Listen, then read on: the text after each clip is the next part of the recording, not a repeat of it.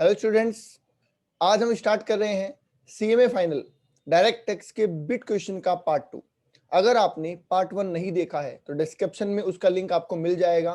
पहले आप पार्ट 1 को देखें, उसके बाद पार्ट 2 स्टार्ट करेंगे। तो चलिए शुरू करते हैं पार्ट 2, क्वेश्चन नंबर 31 से। क्वेश्चन नंबर 31 क्या कह रहा है? Which of the following can be corrected while processing the return income under section 143(1)। किस चीज का है 143(1)? आपको याद होगा कि जब हमने रिटर्न फाइलिंग और असेसमेंट प्रोसीजर का चैप्टर पढ़ा था तो मैंने आपको बताया था कि जब हम हमारी रिटर्न फाइल करते हैं तो सारी रिटर्न को भेजा जाता है सीपीसी बेंगलोर, ठीक है, और वहां पे सारी रिटर्न प्रोसेस होती है कंप्यूटराइज।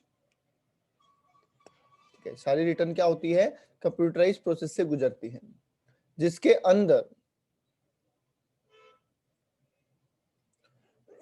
अंदर दो करेक्शन किए जाते हैं। पहला करेक्शन होता है अर्थमेटिकल एरर, मतलब अगर कोई गलती है, कैलकुलेशन मिस्टेक है तो उसको करेक्ट कर दिया जाता है।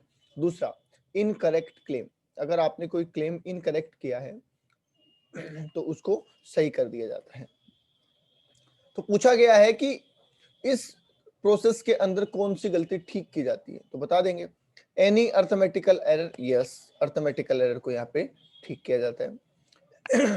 Error in the return of income नहीं, error any mistake in the return of income नहीं, any claim by the tax payer which is against the law नहीं, ये चीजें इसमें करेक्ट नहीं होती है। अर्थमेटिकल एरर है उसको इसमें करेक्ट कर दिया जाता है। ओके, और बाद में आपको एक इंटीमेशन भेज दिया जाता है जो कवर होता है सेक्शन 143(1). ओके, आगे चल लेते हैं। क्वेश्चन नंबर 32 क्या कह रहे हैं? इंटीमेशन अंडर सेक्शन 143(1), इसी की बात कर रहा है जो अभी हमने बात करी थी। Can be send with in a period of year from the end of the financial year in which return is filed. कहने का मतलब टाइम लिमिट पूछी गई है आपसे कि ये जो इंटीमेशन आएगा आपके पास ये कितने टाइम में आ जाएगा। जैसा अभी हमने बताया ना कि आपने यहाँ पे रिटर्न भरी, बेंगलोर भेजी, वहां पे प्रोसेस हुई और प्रोसेस होकर आपके पास इंटीमेशन आ गया, तो ये इंटीमेशन कितने टाइम में आ जाएगा? तो इसके लिए बेटा आपको टाइम बताई हुई है 1 ईयर। ये 1 साल के अंदर अंदर आ जाता है। कहां से 1 साल, ये जरूरी है ध्यान रखना। 1 year from end of financial year in which return file, जिस साल हमने रिटर्न भरी है उस साल के, जिस साल हमने रिटर्न भरी है उस साल के खत्म होने से 1 साल के अंदर अंदर हमारे पास इंटीमेशन आ जाता है। ठीक है, तो हमारा आंसर हो जाएगा 1 ईयर, क्योंकि बाकी लैंग्वेज तो उन्होंने दे रखी है। ओके, चलिए आगे चल लेते हैं। नोटिस अंडर सेक्शन 143(2) किस चीज का था? 143(2) में स्क्रूटनी का नोटिस होता है, that is notice for scrutiny. चलो इन्होंने लिख भी दिया है। शुड बी सर्व्ड, सर्व्ड का मतलब होता है मिल जाना चाहिए आपको, with in a period of 6 months from the end of the financial year in which return file. जब हम अपनी रिटर्न भरते हैं बेटा तो उस रिटर्न को डिटेल स्टडी के लिए सेलेक्ट किया जा सकता है असेसिंग ऑफिसर के द्वारा, या फिर सीपीसी भी उसको सिलेक्ट करता है कुछ केसेस में। ठीक है, तो उसमें वो हमें एक नोटिस भेजते हैं कि हम आपकी इनकम स्टेटमेंट को डिटेल में जांच करना चाहते हैं, तो आप अपने सारे डॉक्यूमेंट लेके यहाँ जहां हम बता रहे हैं वहां पे आ जाइए। अभी तो ई असेसमेंट भी स्टार्ट हो गया है। ठीक है, तो वो नोटिस आपको मिल जाना चाहिए। देखिए दो चीजें होती है, एक होता है इशू, कई सेक्शन में तो नोटिस इशू करने का टाइम दे रखा है और कई सेक्शन में नोटिस सर्व करने का टाइम दे रखा है। इश्यू करने का मतलब डिपार्टमेंट इशू करेगा उसका टाइम है, और सर्व का मतलब इशू करने से लेके हमें रिसीव होने तक का टाइम पूरा दे रखा है।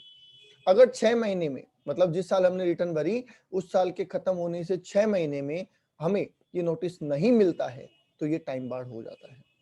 ठीक है, फिर इस नोटिस की कोई वैलिडिटी नहीं रहती है। एक बात मैं आपको थोड़ा गौर करवा दूं यहाँ पे कि डिपार्टमेंट ने इश्यू तो कर दिया नोटिस, पर हम तक पहुंचा नहीं। ठीक है, 6 महीने के जो टाइम लिमिट है उसमें डिपार्टमेंट ने नोटिस इश्यू तो कर दिया पर वो हम तक पहुंचा नहीं, तो भी वो नोटिस टाइम बार्ड हो जाएगा, क्योंकि जो टाइम है बेटा वो सर्व करने का है, सिर्फ इश्यू करने का नहीं। ओके, चल आगे आते हैं। The objective of carrying out assessment under section 147 is to bring under the tax net income tax का सेक्शन 147 किस तरीके की इनकम के लिए किया जाता है? आपको याद होगा कि मैंने आपको कहा था कि इस असेसमेंट के दो नाम हैं, एक होता है री असेसमेंट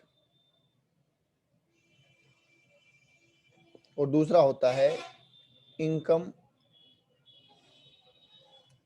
एस्केपिंग असेसमेंट। ठीक है, पहला होता है रीअसेसमेंट, दूसरा होता है इनकम एस्केपिंग असेसमेंट। रीअसेसमेंट इसलिए बोलते हैं कि पहले हमारा असेसमेंट हो चुका है पर अब दोबारा हो रहा है, और इनकम एस्केपिंग असेसमेंट इसलिए बोलते हैं कि कोई इनकम टैक्सेबल होने से रह गई थी, जिसका टैक्सेशन नहीं हो पाया था, उसके लिए केस को रीओपन किया जा रहा है, इसलिए इनकम एस्केपिंग असेसमेंट भी कहते हैं। ओके, तो देख लेते हैं ऑप्शंस क्या है हमारे। पहला ऑप्शन है any income money bullion jewellery valuable article और thing etcetera which are undisclosed. देखिए अनडिस्क्लोज मतलब ब्लैक मनी, तो ये रीअसेसमेंट में कवर नहीं होती है, ये तो अलग ही चीज हो गई, इसके लिए रीअसेसमेंट नहीं होता है। Any income which has escaped assessment, बिल्कुल ये हमारा सही जवाब है। एनी ऑफ द अबो नहीं, और बोथ ऑफ द अबो नहीं। जब ए ऑप्शन एप्लीकेबल ही नहीं है तो एनी और बोथ होने का तो मतलब ही नहीं है। ठीक है, तो हमारा आंसर क्या रह जाएगा? Any income which has escaped assessment, जो असेस होने से रह गई थी उसको हम यहाँ पे कवर करते हैं। ओके चलिए आगे देख लेते हैं। सेक्शन 35 कह रहा है किससे, सॉरी सेक्शन नहीं, क्वेश्चन नंबर 35 क्या कह रहा है? एज पर सेक्शन 115 जेबी, किसका है 115 जेबी, याद है आपको? ये है बेटा मेट का section. Every tax payer being a company liable to pay MAT if the income tax payable on total income computed as per the provision of the Income Tax Act in respect of any year is less than। सीधे simple ये पूछना चाह रहा है कि met की liability कब आती है। आपको बताया हुआ है कि आप दो टैक्स निकालते हैं, एक नॉर्मल टैक्स निकालते हैं और एक मेट निकालते हैं, और पेमेंट करते हैं इन दोनों में से जो ज्यादा हो, विच एवर इज हायर।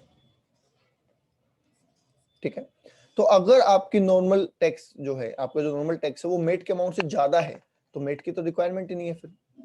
ठीक है, तो बेसिकली ये आपसे मेट की रेट पूछना चाहता है। अब ये क्वेश्चन है बेटा ओल्ड, और मेट की रेट बदल चुकी है। पहले मेट की रेट हुआ करती थी 18.5%, ठीक है, जो कि घट के हो गई है 15%। अब यहाँ पे तो इनके अकॉर्डिंग तो आंसर हो जाएगा 18.5, पर लॉजिकली वो आंसर गलत होगा। अब अमेंडेड फॉर्मेट में अब आंसर रहेगा 15%। तो अगर क्वेश्चन आ जाए एग्जाम में तो आपके पास अगर 15% का ऑप्शन है, और होगा डेफिनेटली, तो आपको 15% पे ही क्लिक करना है। ओके ठीक है, तो ये बात आपको ध्यान रखनी है। अच्छा, मेट के लिए हमें क्या निकालना पड़ता है, याद है आपको? हमें बुक प्रॉफिट निकालना पड़ता है, और ये बुक प्रॉफिट किसके अकॉर्डिंग निकलता है? शेड्यूल 3 ऑफ कंपनीज एक्ट में निकलते हैं, बताया। चलिए इस बात को बड़े अच्छे से पढ़ लेना, मेट का क्वेश्चन डेफिनेटली एग्जाम में आएगा। आगे लिखा है MAT shall not be applicable to any income accruing और arising to a company from life insurance, banking, business of transmission of electricity, all of the above. ऐसी कौन सी कंपनी है जिस पे मेट एप्लीकेबल नहीं होता है? तो जब आपने मेट पढ़ा था तो हमने पढ़ा था कि जो कंपनी लाइफ इंश्योरेंस बिजनेस में एंगेज्ड है उसके ऊपर मेट एप्लीकेबल नहीं होता है। ठीक है, तो ये तो स्ट्रेट फॉरवर्ड आंसर है, इसमें कुछ समझाने वाली बात नहीं है। ओके आगे चल लेते हैं। क्वेश्चन नंबर 37 क्या कह रहा है ये देख लो। Book profit for the purpose of 115 JB, again MAT की बात कर रहे हैं, means net profit as shown in the statement of profit and loss prepared in accordance with of the companies। अभी तो बताया था, है ना, लास्ट टाइम पे जब हमने पढ़ा था तो मैंने बताया था आपको कि शेड्यूल 3 ऑफ कंपनीज एक्ट के हिसाब से ये बनता है। जो बुक प्रॉफिट हम निकालते हैं वो किसके हिसाब से निकालते हैं? शेड्यूल 3 के हिसाब से। उसी पे क्वेश्चन पूछ लिया है as increase and decrease by certain, तो हमारा आंसर हो जाएगा शेड्यूल 3। कई बार क्या होता है क्वेश्चन थोड़ा सा पढ़ते ही समझ में आ जाता है पूछा क्या है। ठीक है, तो आप उसको ध्यान से समझें, ध्यान से पढ़ें, ठीक है। फिर भी आप पूरा पढ़ लें, आप ऐसी कोशिश ना करें, ठीक है। डन। कोई डाउट किसी को? ओके, अगर डाउट है तो बेटा कॉल कर लेना, मेरा नंबर मैं लिख देता हूँ, वैसे डिस्क्रिप्शन में भी मिल जाएगा आपको, फिर भी मैं नंबर लिख देता हूँ, अगर किसी को कोई दिक्कत हो तो कॉल कर लेना, okay. In case of non corporate tax payer, non corporate मतलब कंपनी के अलावा वाले, एएमटी इज लेविड, बिल्कुल कंपनी पे लगता है मेट और बाकी पे लगता है एएमटी, और उसकी रेट ऑफ एटीआई कितनी है, मतलब एएमटी की रेट क्या है। देखिए पहले मेट और एएमटी दोनों की रेट सेम हुआ करती थी, 18.5 18.5, फिर इसको काट के 15 कर दिया गया, और ये तो वही है, तो इसलिए अभी भी इसमें हमारा आंसर क्या रह जाएगा, 18.5%, ओके। क्वेश्चन नंबर 39 क्या कह रहे हैं, देख लेते हैं। Every non corporate tax payer to whom provision of AMT apply is required to obtain a report from a chartered accountant in form number on or before the due date of filing of return of income। मतलब AMT की बात कर रहे हैं, क्योंकि non corporate बोला इन्होंने, non corporate को AMT जब उन पे अप्लाई होता है तो चार्टर्ड अकाउंटेंट से एक सर्टिफिकेट लेना पड़ता है, एक फॉर्म में डिक्लेरेशन लेनी पड़ती है कि आपने जो कैलकुलेशन की है वो सही है, आपने जो कैलकुलेशन की है ना एएमटी की, एडजस्टेड टोटल इनकम की, वो सही है। तो वो कौन से फॉर्म में लेनी पड़ती है ये हमसे पूछा गया, तो उसके लिए फॉर्म होता है बेटा 29C, मेट में भी होता है और एएमटी में भी होता है। मेट में होता है 29C, और सॉरी एएमटी में होता है 29C और मेट में होता है 29B, इतना ही डिफरेंस है, बाकी दोनों में सेम है, ठीक है। चलिए तो आगे देखते हैं, क्वेश्चन नंबर 40 क्या कह रहे हैं। Every company to whom the provision of MET apply is required to obtain a report from chartered accountant in form number, अभी बताया था आपको, AMT के लिए 29C और MET के लिए 29B, ठीक है। दोनों ही फॉर्म चार्टर्ड अकाउंटेंट से लेने हैं, जिसके अंदर वो ये सर्टिफाई करेंगे कि भाई आपने जो कैलकुलेशन की है, जो MET कैलकुलेशन की गई है वो सही है, दैट्स इट, ठीक है। आगे लिखा while computing book profit under section 115JB one of the following is required to be reduced. आपको पता है कि जब हम बुक प्रॉफिट निकालते हैं तो हम कई आइटम को नेट प्रॉफिट में ऐड करते हैं, है ना, हम नेट प्रॉफिट लेते हैं, कुछ चीजें ऐड ऑन करते हैं और कुछ चीजें लेस करते हैं।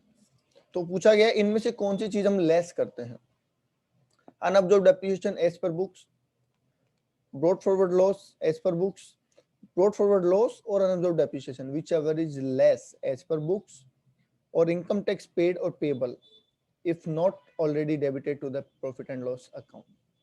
तो बेटा आंसर तो है इसका सी, मैं आपको बता दूं, क्योंकि हमारा सीधा शॉर्ट पढ़ा हुआ है कि आप अनअब्जॉर्ब डेप्रिसिएशन और ब्रॉट फॉरवर्ड लॉस को देखते हैं, और दोनों में जो कम होता है वो भी एज पर बुक, उसको लेस कर देते हैं। आपको ध्यान होगा इसमें एक अमेंडमेंट भी हुआ था कि कुछ कंपनियां ऐसी हैं जिसको हम डिस्ट्रेस कंपनी बोलते हैं, एनसीएलटी ने जिसका बोर्ड, एनसीएलटी ने जिसके बीओडी को सस्पेंड कर दिया हो, ऐसी कंपनियों के लिए इन दोनों के टोटल को कम करने का प्रोविजन भी आया है, ठीक है। ये आपने अमेंडमेंट भी यहाँ पे पढ़ा था, तो हमारे लिए यहाँ पे आंसर हो जाएगा ये वाला, क्योंकि जनरल प्रोविजन अभी भी यही है, अनअब्जॉर्ब्ड डेप्रिसिएशन और ब्रॉट फॉरवर्ड लॉस, जो भी दोनों में कम हो, ओके। चलिए आगे लिखा है कि जब हम एएमटी की कैलकुलेशन कर रहे होते हैं, जब हम ऑल्टरनेट मिनिमम टैक्स एएमटी की कैलकुलेशन कर रहे होते हैं, इन दैट टाइम हमें क्या निकालना पड़ता है बेटा, हमें एटीआई निकालना पड़ता है, एडजस्टेड टोटल इनकम, एटीआई। तो उसमें हम कुछ डिडक्शंस जो हमने ली थी, कुछ एग्जम्पशन जो हमने ली थी, वो ऐड ऑन कर देते हैं वापस। तो इनमें से कौन सी एग्जम्पशन हम ऐड ऑन कर रहे हैं, ये बोला है, while computing the adjusted total income under section 115JC total income is required to be increased amongst the other by one of the following. क्या चैप्टर 6 से रिडक्शन जोड़ते हैं, क्या एटीपी जोड़ते हैं, क्या 80H से लेके आरआरबी जोड़ते हैं, और क्या 80H से लेके आरआरबी अदर देन एटीपी जोड़ते हैं। इनमें से कौन सी ऐसी डिडक्शन है जो हम वापस एड ऑन कर देते हैं। तो क्या था, आपको लिखाया हुआ है वहां पे कि सेक्शन 10AA 35AD और इनकम बेस्ड डिडक्शन जो होती है वो हम एड ऑन कर देते हैं अदर देन एटीपी। तो हमारा आंसर क्या रह जाएगा कि आप टोटल इनकम में ये सारी deduction under section 80H to RRB other than ATP add on कर देंगे। इसके अलावा 10AA में जो ली हुई होती है वो एड ऑन कर देंगे। 35AD में स्पेसिफाइड बिजनेस की कोई डिडक्शन ली है वो एड ऑन कर देंगे। ठीक है, तो जाके आपका क्या निकल के आ जाता है, एटीआई निकल के आ जाता है। ओके, चलिए नेक्स्ट क्वेश्चन कह रहा है MAT credit can be carry forward. MAT credit को कितने साल तक, अगले असेसमेंट ईयर तक कैरी फॉरवर्ड किया जा सकता है। तो मेट क्रेडिट को बेटा 15 साल तक कैरी फॉरवर्ड किया जा सकता है। पहले ये टाइम 10 साल हुआ करता था काफी टाइम पहले, और अभी इसको 15 साल कर दिया गया है। तो आंसर हमारा रहेगा 15 ईयर्स। ठीक है, मेट क्रेडिट हो और चाहे एएमटी क्रेडिट हो, दोनों को ही 15 साल तक कैरी फॉरवर्ड किया जा सकता है। ठीक है, मैं आपको ये जो छोटी छोटी चीजें एक्स्ट्रा बता रहा हूँ ये इसलिए बता रहा हूँ कि बेटा यहाँ पे मेट का क्वेश्चन है, हो सकता है एग्जाम में एएमटी का क्वेश्चन आ जाए, तो दोनों चीजें आपको पैरेलली बताने से वो आपको याद रहेगी। ओके, चलिए आगे देख लेते हैं। क्वेश्चन नंबर 44 क्या कह रहा है, generally A domestic company is taxable at 30%। बिल्कुल ठीक है। However in one circumstances it is taxable at the rate 25%। हाँ, कुछ कंडीशन में 25% से भी टैक्सेबल है। क्या, वेयर द टोटल टर्नओवर और growth receipt during the previous year 15-16 और 14-15। देखिए ये क्वेश्चन पुराना है, ये क्वेश्चन पुराना है। ठीक है, क्योंकि इनमें जो टर्नओवर देखने को बोला गया है वो 14-15 और 15-16 का बोला गया है, जो कि बहुत पुरानी बात है। हमारे लिए क्या एप्लीकेबल प्रोविजन है भाई, इसमें आप सॉल्यूशन तो कर नहीं पाएंगे। ठीक है, क्योंकि इनमें से कोई भी आंसर नहीं होगा। हमारे लिए क्या सॉल्यूशन है इसका वो मैं बता देता हूँ। फॉर असेसमेंट ईयर 2020 और 21 के लिए मैं बात कर रहा हूँ, ये बात आप ध्यान रखें। हमें ये ध्यान रखना है कि अगर प्रीवियस ईयर 2017-18 का टर्नओवर या फिर ग्रोथ रिसिप्ट एक्सीड करती है ₹400 करोड़,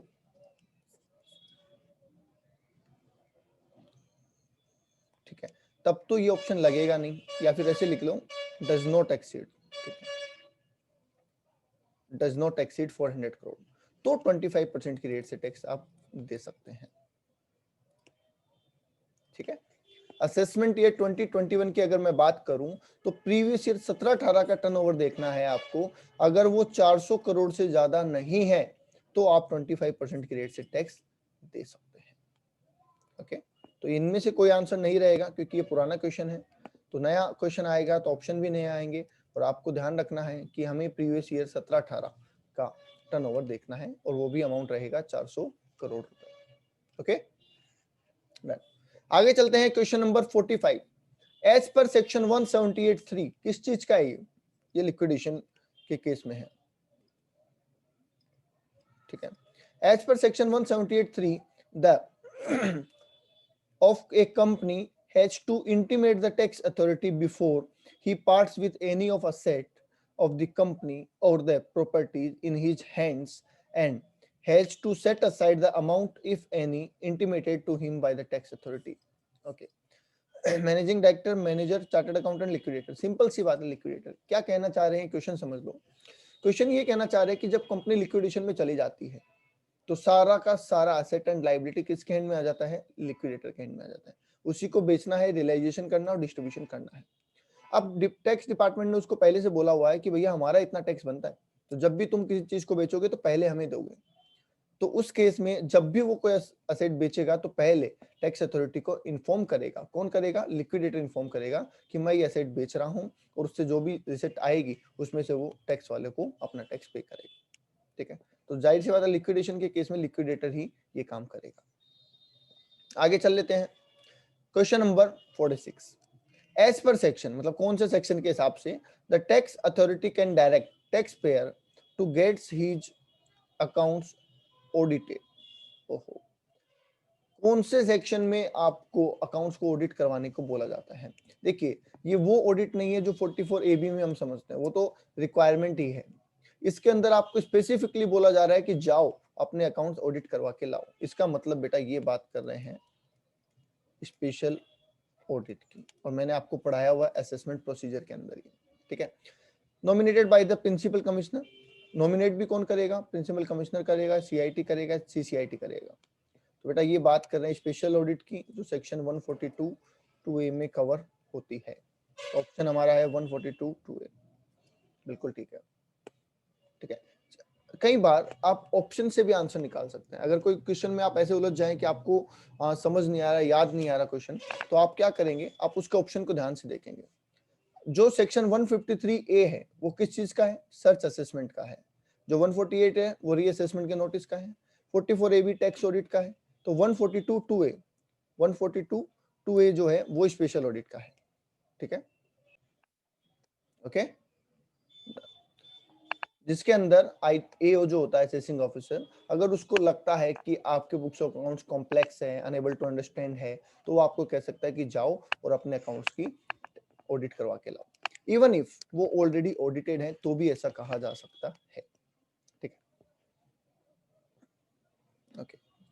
आगे लिखा है no order of rectification can be passed after the expiry of, मतलब कितने टाइम के बाद रेक्टिफिकेशन ऑर्डर पास नहीं कराया जा सकता, from the end of the financial year in which order sought to be rectified was passed, मतलब कितने साल में ऑर्डर की बात आती है। बेटा ये सेक्शन 154 की बात कर रहा है, ये सेक्शन 154 की बात कर रहा है जो रेक्टिफिकेशन के साथ डील करता है, ठीक है।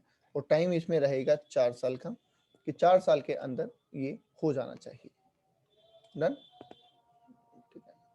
देखिए बड़े इजी क्वेश्चन लग रहे हैं यहाँ पे तो, ठीक है। आज की क्लास में जो क्वेश्चन है वो क्वाइट इजी है, ठीक है? और छोटे क्वेश्चन भी है, कैलकुलेशन पार्ट भी नहीं है,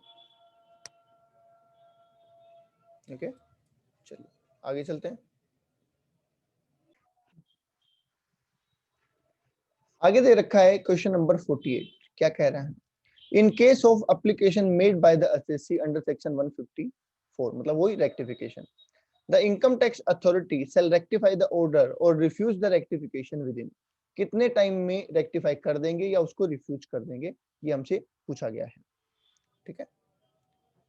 from the end of the month in which application received by the authority, मतलब आप रेक्टिफिकेशन के लिए गए, आपने एप्लीकेशन दी, तो कितने टाइम में या तो उस एप्लीकेशन को रेक्टिफाई कर देंगे, अकॉर्डिंग जो भी रेक्टिफिकेशन करना वो कर देंगे, और या फिर रिजेक्ट कर देंगे।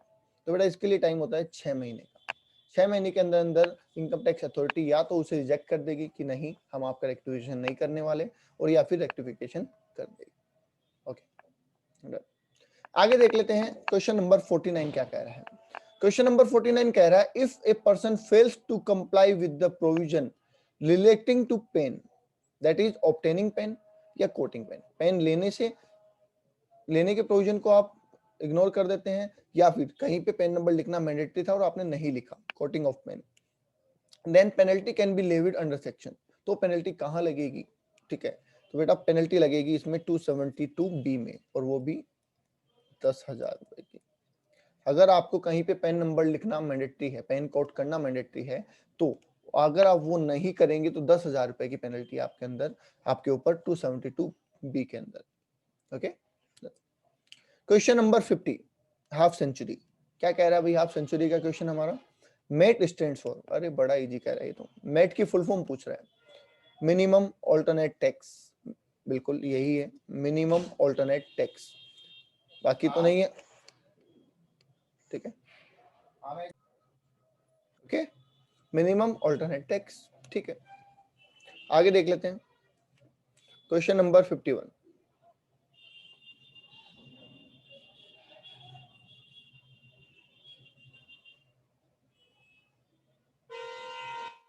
क्वेश्चन नंबर 51 क्या कह रहा है? A foreign company in which the Indian company holds nominal value of equity share capital will be treated as foreign specified company। ये foreign specified company क्या होती है ये पूछा है। तो कोई भी ऐसी कंपनी जिसके अंदर इंडियन कंपनी 26% और मोर शेयर होल्डिंग रखती है किसी फॉरेन कंपनी में, ऐसा भी बोल सकते हैं कि किसी फॉरेन कंपनी में अगर कोई इंडियन कंपनी 26% और मोर शेयर होल्डिंग रखती है तो वो कंपनी उस इंडियन कंपनी के लिए स्पेसिफाइड फॉरेन कंपनी हो जाती है। ठीक है, ये क्यों बोला जाता है? ये इसलिए बोला जाता है कि इससे जो डिविडेंड मिलता है उसके लिए स्पेशल रेट रखी गई है 15% की रेट से टैक्सेबल होता है, इसलिए सेक्शन है। तो हमें तो ये पूछा है कि भाई स्पेसिफाइड फॉरेन कंपनी होगी कब, कितनी शेयर होल्डिंग होनी चाहिए, तो आप बता दीजिए कि 26% और मोर शेयर होल्डिंग होनी चाहिए, तो foreign company specified foreign company बन जाएगी। ओके, चलिए क्वेश्चन नंबर 52 देख लेते हैं। 52 कह रहा है dividend received from foreign company will be included in the total income of the taxpayer and will be charged to the tax act। Foreign company से अगर हमें डिविडेंड मिला है तो वो हमारी इनकम में जुड़ेगा। हाँ, क्या वो एग्जम्प्ट होगा? नहीं, फॉरेन कंपनी से डिविडेंड एग्जम्प्ट नहीं होता है, इंडियन कंपनी से होता है, और वो भी 10 लाख रुपए तक। क्यों? क्योंकि इंडियन कंपनी पे डीडीटी लगता है, फॉरेन कंपनी पे डीडीटी लगता नहीं है, इसलिए वो आपके लिए फुल्ली टैक्सेबल है। बात है कि उस इनकम पे टैक्स रेट क्या लगेगी, तो टैक्स रेट कोई स्पेसिफिक रेट नहीं है। आपका जो स्टेटस है, आप इंडिविजुअल हैं तो आपकी स्लैब रेट लगा दीजिए, आप फर्म है तो 30% लगा दीजिए, कंपनी है तो कंपनी की रेट लगा दीजिए। ठीक है, तो हम कहेंगे normal tax rate applicable to the CC, जैसे जिसके अप्लीकेबल रेट है वैसी उसकी टैक्सेबिलिटी आ जाएगी। ध्यान रहे स्पेसिफाइड फॉरेन और फॉरेन में फर्क है। स्पेसिफाइड फॉरेन कंपनी से इंडियन कंपनी को मिल रहा है तो 15% की रेट से टैक्सेबल है, और अदर किसी फॉरेन कंपनी से कंपनी को मिल रहा है तो नॉर्मल रेट से टैक्सेबल है। ठीक है, तो दोनों में कंफ्यूज होने की जरूरत नहीं है। आगे देख लेते हैं क्वेश्चन नंबर 53 क्या कह रहे हैं। In appeal to commissioner of income tax appeals, मतलब CIT अपील्स है, shall be filed in form number. बताया हुआ आपको कि ये हमारी फर्स्ट अपील है, और इस फर्स्ट अपील में जब हम अपील करने जाते हैं तो फॉर्म नंबर 35 में हमारी अपील होती है, तो हमारा आंसर रहेगा फॉर्म नंबर 35। ठीक है, देखिए ऐसे क्वेश्चन में समझाने वाली बात कोई नहीं है, अब फॉर्म का नंबर है वो तो आपको याद करना ही पड़ेगा। ठीक है, तो फॉर्म नंबर 35 में फर्स्ट अपील होती है। आगे देख लेते हैं, सेक्शन कौन सा सेक्शन स्पेसिफाई करता है the order against which an appeal can be filed before the commissioner of income tax appeal. CIT appeals में किस किस ऑर्डर के खिलाफ अपील हो सकती है, ये कौन सा सेक्शन बताता है? तो जो पहला सेक्शन है हमारा 246A। ठीक है, 246A के अंदर वो ऑर्डर बताए गए हैं जिसमें इसके खिलाफ अपील होती है, जिन ऑर्डर के खिलाफ CIT में अपील हम कर सकते हैं। ओके, क्वेश्चन नंबर 55 भी देख लो, वो भी इसी से रिलेटेड है, मतलब सारे क्वेश्चन एक ही टॉपिक से रिलेटेड एक साथ दे दिए हैं तो अच्छा है। The commissioner of income tax appeal, मतलब CIT अपील जो है वो कौन सी अपीलेट अथॉरिटी है? देखो मैं आपको पहले ही यहाँ बता चुका हूँ इस क्वेश्चन के आने से पहले ही कि ये फर्स्ट अपीलेट अथॉरिटी है। ठीक है, तो हम कहेंगे ये फर्स्ट अपील है। ठीक है, इसके बाद ITAT होती है और फिर हाई कोर्ट, सुप्रीम कोर्ट। ठीक है, आगे देख लेते हैं क्वेश्चन नंबर 56। क्वेश्चन नंबर 56 कह रहा है एज पर सेक्शन 211 सबसेक्शन 1 पेमेंट ऑफ एडवांस टैक्स, किससे रिलेटेड है ये? एडवांस टैक्स से। Payment of advance tax made on और बिफोर कौन सी डेट के पहले, ठीक है, shall be treated as advance tax paid during the financial year. ऐसी कौन सी डेट है जिसके पहले अगर आप पेमेंट करते हो तो उसे एडवांस टैक्स ही माना जाएगा? देखो प्रीवियस ईयर में आप कभी भी पेमेंट कर दो, मतलब 1 अप्रैल से लेके 31 मार्च तक आप कभी भी पेमेंट कर दो, उसे एडवांस टैक्स ही माना जाता है। ठीक है, तो जाहिर सी बात है यहाँ पे हमारी डेट रहेगी 31 मार्च। अप्रैल से लेके मार्च के बीच में आप कभी भी पेमेंट कर दो, एडवांस टैक्स ही उसे माना जाता है। तो यहाँ पे भी 31 मार्च से पहले अगर कोई भी पेमेंट आपने किया है तो उसे एडवांस टैक्स ही माना जाएगा। ठीक है, मतलब ये क्यों बोला गया और ये क्वेश्चन क्यों बना, मैं थोड़ा आपको समझा दूं।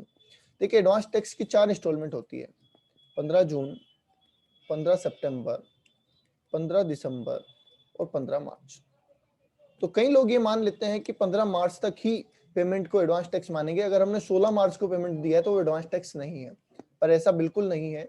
31 मार्च तक आप जो भी टैक्स पे करते हैं, कौन सी 31 मार्च प्रीवियस ईयर की, तो वो सारा ही एडवांस टैक्स ही माना जाता है। ओके, चलिए आगे देख लेते हैं। एज पर सेक्शन 142A किसका है? रेफरेंस टू वैल्यूएशन ऑफिसर का है। A valuation officer should send a report to the AO within a period of from the end of the month in which a reference is made by assessing officer under section 142A। ये हमसे ये पूछना चाह रहे हैं कि जब assessment proceeding के दौरान, ठीक है, असेसमेंट के दौरान एओ जब वैल्यूएशन ऑफिसर को बोलता है कि भाई आप हमें वैल्यूएशन निकाल के दो, तो कितने टाइम के अंदर वो हमें वैल्यूएशन निकाल के दे देता है, एओ को वैल्यूएशन निकाल के दे देता है। तो उसके लिए बेटा टाइम है 6 महीने का, 6 मंथ्स। 6 महीने के अंदर वैल्यूएशन ऑफिसर वैल्यूएशन रिपोर्ट बना के एओ को दे देता है, ठीक है, जिसके बेस पे एओ अपना असेसमेंट ऑर्डर पास कर देता है। अगर एओ चाहे तो उस रिपोर्ट को कंसीडर करे बिना भी असेसमेंट ऑर्डर पास कर सकता है। ओके, नेक्स्ट चल लेते हैं क्वेश्चन नंबर 58। क्या कह रहा है देख लो। एज पर सेक्शन 115 QA किसका है ये? हमारे पहले वीडियो में अगर आपने देखा होगा तो क्या ये बाईबैक का है? यस।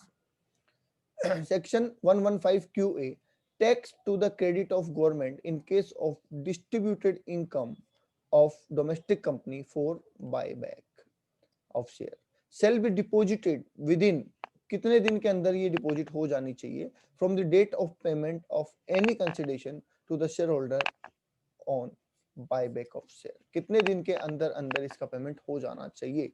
तो स्पेसिफिक बोला गया है 14 डेज, 14 दिन के अंदर अंदर। जब भी आप कोई कंसिडरेशन देंगे बायबैक के लिए, उसके 14 डेज के अंदर अंदर टैक्स का पेमेंट हो जाना चाहिए, ठीक है। आगे चल लेते हैं question number 59। Under section 12AA किसका होता है? ट्रस्ट का होता है बेटा। ट्रस्ट के रजिस्ट्रेशन चैरिटेबल ट्रस्ट के लिए होता है। Under section 12AA in order of granting और refusing registration of trust shall be passed within कितने टाइम में ऑर्डर को ग्रांट करना या रिफ्यूज करने का ऑर्डर पास कर दिया जाता है? जब आप रजिस्ट्रेशन के लिए अप्लाई करते हैं तो या तो एक्सेप्ट करेंगे या फिर क्या कर देंगे? रिजेक्ट कर देंगे। तो कितने टाइम के अंदर वो एक्सेप्टेंस या रिफ्यूजल आ जाना चाहिए? From the end of the month in which application under section 12A subsection 1 clause AA is received. तो बेटा इसका टाइम है 6 महीने।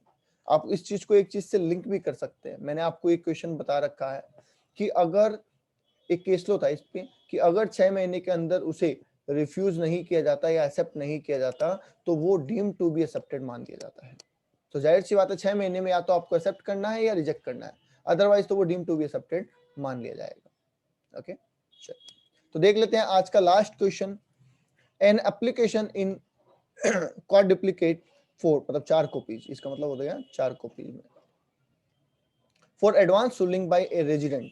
किसके लिए है ये application? Advance ruling by a resident applicant for determination of tax liability arising out of one or more transaction valuing rupees 100 crore or more in total which has been undertaken or is proposed to be undertaken by him to be made in the form number। कहने का मतलब है advance ruling लेने के लिए जब resident जा रहा है तो वो कौन से फॉर्म में एप्लीकेशन लगाएगा, ठीक है। तो बेटा इसका फॉर्म होता है 34DA, ठीक है। इसमें समझाने वाला कुछ नहीं है, ये फॉर्म नंबर है, फॉर्म नंबर आपको याद होना चाहिए।